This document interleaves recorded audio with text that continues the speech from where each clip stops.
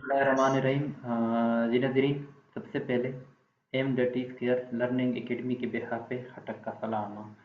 अच्छा, जो हमारा जितनी भी हमारा जो पिछले लेक्चर हमने डिस्कस किए थे, इसमें जो हमने प्लेट लोड टेस्ट था 3 किस्म के, जिसमें ASTM D1194, ASTM D1195, ASTM D1196, ये 3 टेस्ट वगैरह हमने बड़े डिटेल से डिस्कस की थी। जो कैसे समझ लो कि डायरेक्ट फील्ड टेस्ट थे, जिसमें हम जो बेरिंग कैपेसिटी या जो इनकी इलास्टिक बिहेवियर वगैरह है, पावर फाउंडेशन की डिज़ाइन के लिए हम कर रहे हो, या इनकी जो पेमेंट डिज़ाइन वगैरह उनके लिए हम यूज़ करते थे, वो हमने बड़ी डिटेल से डिस्कस की थी। अच्छा, आज के सेशन में हम एक नई चीज़ डिस्कस करेंगे, जिनको अगर आसान अल्फाज में मैं बोलूँ, एन सिचू कोरिलेशन टेस्ट वगैरह जो साइल के ऊपर हम परफॉर्म करते थे, उसी को डिस्कस कर लेंगे। बल्कि आप ऐसा समझ लो, ये जो हमने डायरेक्ट फील्ड टेस्ट वगैरह बेरिंग कैपेसिटी, ये इससे पहले वगैरह हम परफॉर्म कर लेते हैं। जो सबसे पहले इसमें आता है वो है स्टैंडर्ड पेनिट्रेशन टेस्ट। उसी को हम आज एक्सप्लोर करेंगे।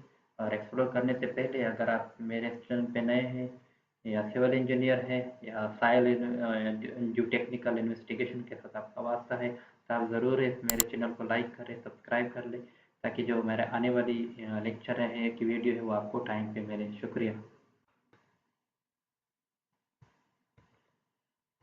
तो जी नाज़रीन, आज का जो हमारा मेन टॉपिक ऑफ डिस्कशन है वो जैसे मैंने पहले बता दिया था कि स्टैंडर्ड पेनिट्रेशन टेस्ट है, जो कि ASTM D1586 जो है कवर कर रहा है।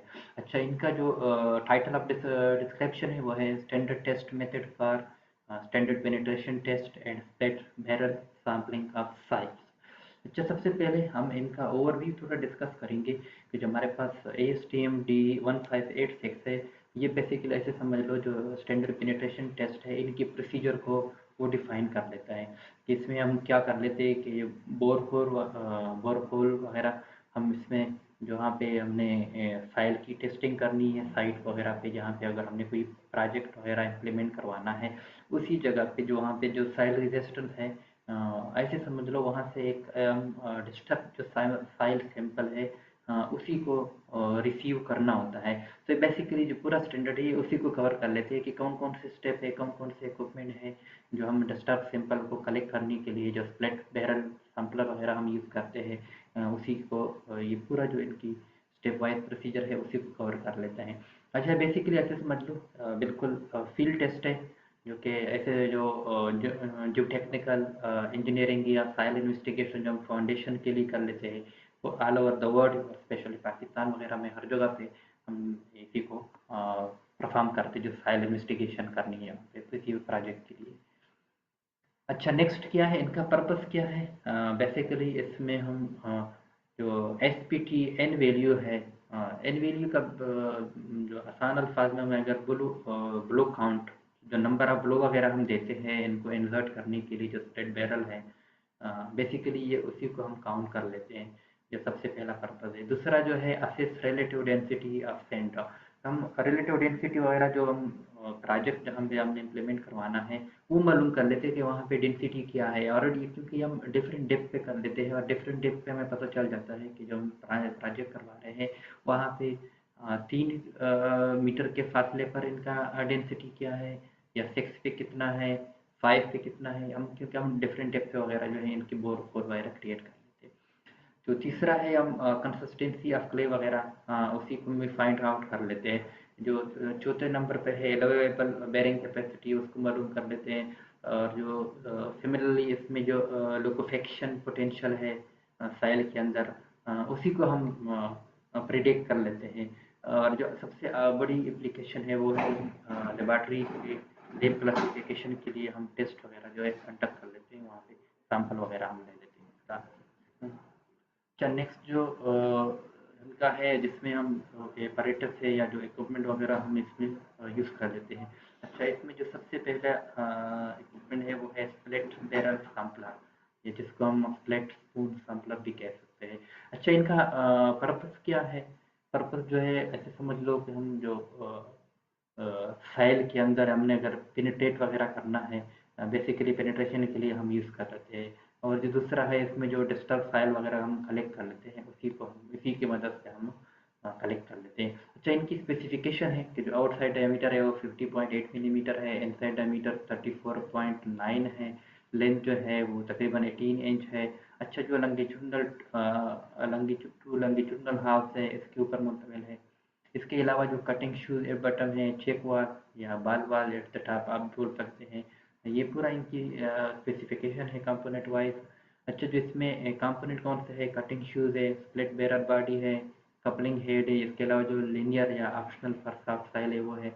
अच्छा, इसमें जो इम्पॉर्टेंट नोट है वो है कटिंग एज जो है इसमें जिसको हम इंसर्ट कर के अंदर वो शार्प होना चाहिए। अच्छा, जो इनका इनसाइड का जो डायमीटर वगैरह या जो हॉलो पोर्शन है वो भी क्लीन होना चाहिए, क्योंकि ये बेसिकली जो हमारे पास एन वैल्यू आ जाता है उसी को ये इम्पैक्ट होता है इनके ऊपर इनका। अच्छा, जो दूसरे नंबर पे है ड्रॉप हैमर वगैरह है, जिनके ऊपर से हम इनके ऊपर जो नंबर ऑफ ब्लो वगैरह दे देते हैं इसमें। अच्छा, इनका जो हैमर वेट है वो 63.5 केजी है। सिमिलरली जो इनका ड्रॉप हाइट है वो 760 मिलीमीटर, जो 30 इंच वगैरह बन जाते हैं। फ्री फॉल वगैरह हम इनके ऊपर से गिरा देते हैं। इसके अलावा जो टाइप्स ऑफ हैमर है इसमें डू नॉट हैमर हो गया, जिसको हम मैनुअल भी कह सकते हैं, और सेफ्टी हैमर जिसको ऑटोमेटिक ट्रिप टाइप प्रेफर्ड, मतलब ये प्रेफर्ड है, जिसको सेफ्टी हैमर वगैरह हम उसी को हम आमतौर पर यूज़ करते हैं। तीसरा वाला जो ऑटोमेटिक हैमर है जिसमें एनर्जी वगैरह को बड़ी कंसिस्टेंट तरीके से, करेक्ट तरीके से आपको उसको एनर्जी देते हैं। अच्छा, इनका इम्पॉर्टेंस क्या है कि ये जो एनर्जी वगैरह है वो सही तरीके से, जो नंबर ऑफ ब्लो देते हैं वो सही तरीके से इनको ट्रांसफ़र कर लेता है। और आखिर में जो हम स्टैंडर्ड एनर्जी रेशियो वगैरह वो तकरीबन हम 60% जो N60 करेक्शन है जिसको हम बोल सकते हैं कि जो 60% करेक्शन जो एनर्जी करेक्शन है उसी पे हम इसका नंबर ऑफ ब्लो वगैरह काउंट कर लेते हैं। अच्छा, तीसरे नंबर पे इनका ड्रिल रॉड है। ये बेसिकली सॉलिड भी हो सकता है, हलो भी हो सकता है। सिमिलरली ये कनेक्ट हैमर टू सैम्पलर वगैरह, जो हैमर वगैरह हम इसके ऊपर लगता है ये सैम्पलर के साथ इनको कनेक्ट कर लेते हैं। ये स्ट्रेट होना चाहिए, टाइट होना चाहिए, जो एनर्जी ट्रांसमिशन बिल्कुल इसके ऊपर इनका लेंथ के ऊपर इनका इम्पेक्ट ना हो। तो चौथे नंबर पे ड्राइव हेड या एनुअल भी बोल सकते हैं कि कनेक्ट हैमर एंड रॉड वगैरह इनको कनेक्ट कर लेते हैं। ये जो फोर्स, इम्पैक्ट फोर्स है बेसिकली उन्हीं को ट्रांसफ़र कर लेते हैं, और जो इसको प्रॉपर तरीके से लाइन में रख देते हैं। जो पाँचवें नंबर पे बोर होल इक्विपमेंट है, ये साइज के ऊपर डिपेंड कर लेता है। ये अगर ड्रिलिंग भी हो सकता है, रोटरी भी हो सकता है, और वॉश बोरिंग, और आखिर में जो मड सर्कुलेशन सिस्टम है, अगर हमें ज़रूरत होती है कि वहाँ पे कुछ लूज पार्टिकल है तो ये प्रोसेस भी हमें करना पड़ता है। और आखिर में जो मायरिंग इक्विपमेंट है जिसमें स्टील मायरिंग टेप हो गया या चाक मार्कर हो गया, ब्लो काउंट हो गया शीट या वर्नियर के लिए, पर अगर हमने कोई ऑप्शनल है, कोई इंटरनल वगैरह की, अगर कोई कैलिब्रेटेड इक्विपमेंट वगैरह कि हमने इंटरनल डायमीटर यूज़ मेजर करना है तो उसी के लिए हम उसको यूज़ करते हैं इसमें। अच्छा, ये इसके अलावा जो हमने जितनी भी इक्विपमेंट डिस्कस की है, जिनकी इनका कुछ पिक्टोरियल व्यू है, जिसका आप देख सकते हैं कि जो इनकी ऐसे समझ लो कि जो इनकी डिफरेंट कंपोनेंट है, जो मैंने स्प्लिट बैरल की बात की या ड्रिल रॉड और जो हैमर है। इसके अलावा जो हम फ्री फॉल वगैरह जो हम 760 मिलीमीटर से, इसके अलावा जो एनुअल ड्राइव हेड है, मायरिंग टेप है, बोरहोल ड्रिलिंग रैक वगैरह जिसको हम साइट पर परफॉर्म कर लेते हैं। इसके अलावा जो बोरहोल ड्रिलिंग इक्विपमेंट है पूरा डिटेल आपने दिया हुआ है, आप देख सकते हैं इसमें पिक्चर में। अच्छा, इसके साथ जो हमारा चौथा नंबर पर है उसमें स्टेप बाय स्टेप जो फील प्रोसीजर है कि हमने कैसे परफॉर्म कर लेता है। अच्छा, जो इसमें सबसे पहले स्टेप वन है उसमें बोर होल ड्रिलिंग का। अच्छा, इसमें हम क्या कर लेते हैं कि जो हमारे पास ड्रिल है बोर होलिंग का, उनको जो जहाँ पे हमने जिस डेप्थ पे हमने टेस्ट करवाना होता है उसी डेप्थ पे हम इनकी ड्रिलिंग करवा देते हैं। उसी डेप्थ पे हमने अगर 3 मीटर पे करना है तो 3 मीटर ड्रिलिंग कर लो, अगर 6 पे करना है तो 6 मीटर। अच्छा, इसका जो बोर होल का डायमीटर होता है आमतौर पर ये 65 से लेकर 115 मिलीमीटर होता है। इसके अलावा जो लूज कटिंग जो है इसमें मटेरियल होता है उसको भी हम साफ कर लेते हैं। इसके अलावा जो बटन बीन की अगर कोई और कोई इसमें कचरा वगैरह है उसको भी साफ कर लेते हैं, क्योंकि ये ब्लड अगर हमारे पास क्रीम नहीं है तो ये ऐसे समझ लो इनके ऊपर उनका इम्पैक्ट होता है जो इन वीडियो है। तो ये तो पहला स्टेप हो गया। दूसरे स्टेप में हम मार्किंग कर लेते हैं। जो हमारे पास मार्क सैम्पलर ड्रिल रॉड इन 3 सेगमेंट, क्योंकि हमने जो टेस्ट परफॉर्म करना है इसी डेप्थ के लिए हमने परफॉर्म करना है। जो सैम्पलर है इसके ऊपर हम मार्किंग कर लेते हैं कि 0 से लेकर 150 मिलीमीटर कितना डिस्टेंस कहाँ तक है रॉड के ऊपर, फिर 150 से 300 मिलीमीटर और 300 से 450 मिलीमीटर। क्योंकि अब ये नंबर ऑफ ब्लो वगैरह काउंट कर लेते तो हम आसानी से हम इनको देख के हमें पता चल जाता है कि ये कितने डेप्थ के ऊपर जो हम बोरहोल वगैरह दर गया है इसमें। अच्छा, जो तीसरा स्टेप है लोअरिंग सैम्पलिंग, कि हम जो जहाँ से सैंपल वगैरह हमने कलेक्ट करना है वो जो ड्रिल रॉड है उनके साथ अटैच कर लेते हैं। इसके बाद जो हम प्रॉपर जेंटल तरीके से इनको लोअर कर लेते हैं जो वहाँ पे हमने ड्रिलिंग वगैरह की है, और हम ये इंश्योर कर लेते हैं कि साइल के साथ इनका बड़ा जो है प्रॉपर कंटेक्ट है। और जो चौथा स्टेप है इसमें सीटिंग ड्राइव, जो फर्स्ट 150 मिलीमीटर है, ऐसे समझ लो कि जो हमारे पास ड्रापिंग या हेमर वगैरह है जिनकी वेट है 63.5, वो 760 मिलीमीटर से इनके ऊपर जो है हम ड्रॉप कर लेते हैं।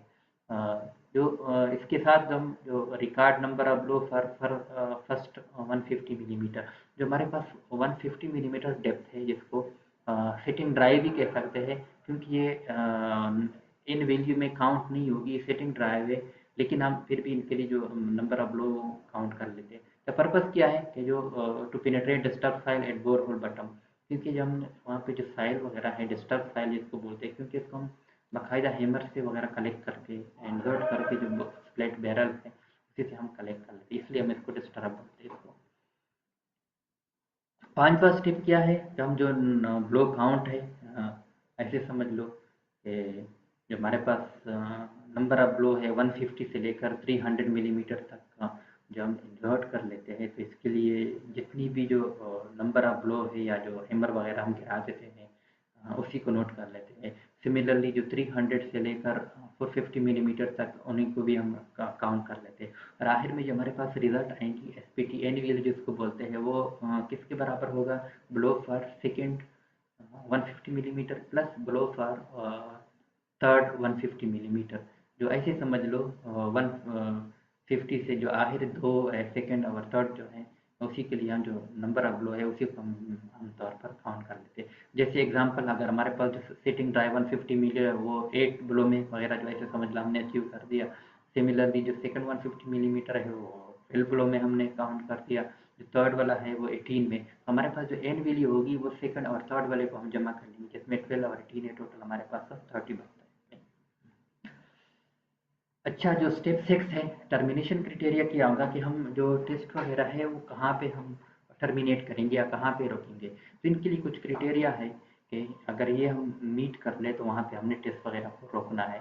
तो सबसे पहला क्राइटेरिया है कि 50 ब्लो फॉर एनी 15 मिलीमीटर। अगर 150 मिलीमीटर को हम जो स्प्लिट बैरल है इनको इंसर्ट करना है, अगर 50 ब्लो तक चल गया, अगर 50 ब्लो से ज़्यादा हो, मतलब 50 ब्लो से ज़्यादा नहीं होना चाहिए, तो अगर 50 ब्लो से ज़्यादा हो वहाँ पे हमने रोकना है।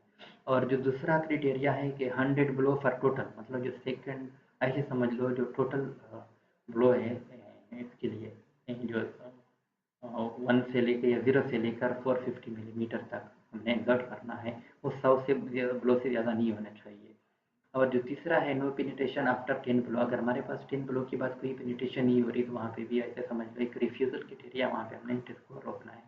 तो जो 7 नंबर पे है विदड्रा सैम्पलर, इसके बाद हमने जो पुल सैम्पलर आउट केयरफुली, हमने जो इंसर्ट किया है इनको प्रॉपर तरीके से हमने बाहर निकालना है। इसके बाद हमने ओपन करना है, जो फाइल वगैरह सैंपल है इसको हमने सही तरीके से इनसे क्लियर करना है। अच्छा, 8 नंबर पे हमने क्या करना है, सैंपल प्रिजर्वेशन की, जो हम फाइल वगैरह हमने कलेक्ट की अंदर से इसको बाकायदा आपने बैग के अंदर हमने रखना है। इसके ऊपर मार्क करना है, मार्क में कौन कौन सी चीज़ आएंगी, जिसमें बोर होल नंबर आपने लिखना है, इसके अलावा डेप्थ लिखना है, डेट और जो एन वैल्यू है इनके लिए वो कितना है। और इसके बाद जो हमने इनको फर्दर टेस्टिंग के लिए भेजना है, जिसमें लेबॉरेटरी टेस्टिंग होती है, जिसमें ग्रेन साइज एनालिसिस हो गया, एटरबर्ग या क्लासिफिकेशन वगैरह हो गया, उनके लिए हम इसको सैंपल को भेज देते हैं। अच्छा, इसके बाद ये कुछ पिक्टोरियल जो मैंने स्टेप बता दी है, इनके कुछ पिक्टोरियल प्रोसीजर भी आप देख सकते हैं, ताकि आप आसानी से इनको अंडरस्टैंड कर सकते। जो स्टेप 1 है इसमें बोर को ड्रिल हम करवा देते हैं। जो दूसरा हमारे पास स्टेप है इसमें लोअर स्प्लिट सैम्पलर वगैरह वो हम इंसर्ट कर लेते हैं। जो तीसरा स्टेप है इसमें सेटिंग ड्राइव वगैरह जो 150 मिलीमीटर है स्टार्ट वाली, वो सेटिंग ड्राइव वगैरह हम सेट कर लेते हैं। जो स्टेप नंबर 4 है इसमें रिकॉर्ड ब्लो काउंट जो नेक्स्ट 300 मिलीमीटर है, या सेकंड और थर्ड भी बोल सकते हैं, उसी को हम काउंट कर लेते हैं। जो स्टेप 5 है इसमें रिफ्यूज़ल क्राइटेरिया है कि अगर 50 ब्लो पर 150 मिलीमीटर से ज़्यादा नहीं होना चाहिए, जो टोटल ब्लो है वो 100 से ज़्यादा नहीं होना चाहिए। अगर 10 ब्लो के बाद कोई इसमें ऐसे समझ लो पेनिट्रेशन नहीं है तो वहाँ पे हमने इनको स्टॉप करना है टेस्ट। और आखिर में जो इनका सैम्पलर वगैरह हमने कलेक्ट करना है, इनको बैग के अंदर कैसे रखना है, इनके ऊपर कौन कौन सी जो मिनिमम क्राइटेरिया है कि इनके नंबर ऑफ बोर होल का नंबर डालना है, डेट डालना है, नंबर ऑफ ब्लो जो एसपीटी वैल्यू वगैरह, वो सारी चीज़ें ये ऐसे समझ लो जो मैंने थ्योरेटिकल बता दी, ये ऐसे समझ लो इनका फैक्टोरियल व्यू है। इनको आप आसानी से इनको आप अंडरस्टैंड कर सकते हो। अच्छा, कुछ प्रिकॉशंस भी है जो हम टेस्ट वगैरह हम करवा रहे होते साइट पे। तो जो सबसे पहला प्रिकॉशन है वो है हैमर मस्ट फॉल फ्रीली। जो हम हैमर वगैरह हम गिरा देते हैं नंबर ऑफ लोग, वो फ्री फॉल होना चाहिए, कोई कंट्रोल नहीं होना चाहिए, ताकि जो हमें मैक्सिमम एनर्जी वगैरह है, इम्पैक्ट एनर्जी है, उसको ट्रांसफ़र कर सके। दूसरा जो है do not push rod manually, अपने मैनुअल तरीके से नहीं पुश करना। इसके अलावा जो बोर होल है वो वर्टिकल होना चाहिए, और जो वहाँ पे वाटर लेवल है उनको आप रिकॉर्ड कर लें, इनका रिकॉर्ड होना चाहिए आपके पास। इसके बाद जो इक्विपमेंट वगैरह हम यूज़ किया वो कैलिब्रेटेड होना चाहिए। अच्छा, इसके साथ साथ प्रिकॉशन के साथ साथ कुछ कॉमन एरर है जो आप फील्ड पे आपसे हो सकती है, जिसमें सबसे पहले है कि रोप फ्रैक्शन रिड्यूस एनर्जी। जो हम ड्रेलिंग के थ्रू जिनको वेट वगैरह को उठा के फिर गिरा देते हैं, रस्सी की मदद से हमने कनेक्ट किया होगा, तो इनकी जो फ्रैक्शन है रोप की, वो भी बेसिकली ये एनर्जी को रिड्यूस कर सकता है। सिमिलरली जो दूसरा है डैमेज कटिंग शूज़ वगैरह, अगर हमारे पास कटिंग शूज़ है वो डैमेज है, उनके ऊपर भी इम्पैक्ट है इन वैल्यू के ऊपर। अगर बोर होल जो है बटन है वो अनक्लीन है, या हमने जो हाइट है जहाँ से हम गिरा देते हैं वो कम और ज़्यादा कर देते हैं, उनका भी इम्पैक्ट है। या नंबर ऑफ जो काउंटिंग ब्लो है वो हम जो है वो भूल जाते हैं, या कभी ज़्यादा नोट कर लेते हैं या कम नोट कर देते हैं। तो इनका जो मेन ऐसे समझ लो कुछ एरर है, इनको आपने अवॉइड करना है साइड में। अच्छा, कुछ जो हम साइट पे डेटा वगैरह नोट कर लेंगे वो इस किस्म के होगा, जिस तरफ मिनिमम इसमें जो हेडिंग है, आपके पास डेप्थ मालूम होना चाहिए कि किस डेप्थ पे आप टेस्ट वगैरह कंडक्ट कर ले। और जो फर्स्ट 150 मिलीमीटर है इसमें नंबर ऑफ ब्लो कितने हैं, सेकंड पे कितना है, थर्ड पे ब्लो क्या है। और जो एन वैल्यू हम कैलकुलेट कर लेते हैं वो सेकंड और थर्ड का दोनों को जमा कर लेते हैं। जैसे पहले जो 3 मीटर पे हमने किया वो सेकंड और थर्ड का 10 और 14 और टोटल 24 बनता है। सिमिलरली जो 6 मीटर के डेप्थ पे हमने किया था वो 15 प्लस 20 वो 35 बनता है। मतलब आगे समझ लो इस फॉर्मेट में हम इनको डेटा रिकॉर्ड करते हैं।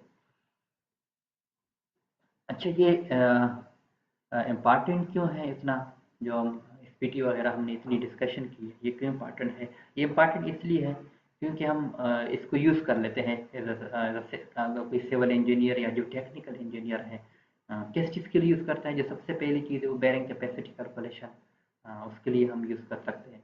जो सिमिलरली जो दूसरी चीज़ है वो सेटलमेंट एस्टिमेशन वगैरह, कि जहाँ पे हमने प्रोजेक्ट करनी है वहाँ पे इनकी जो सेटलमेंट की क्या सिचुएशन है, कितने लोड के ऊपर कितना सेटलमेंट आता है, उसी को फाइंड आउट कर लेते हैं।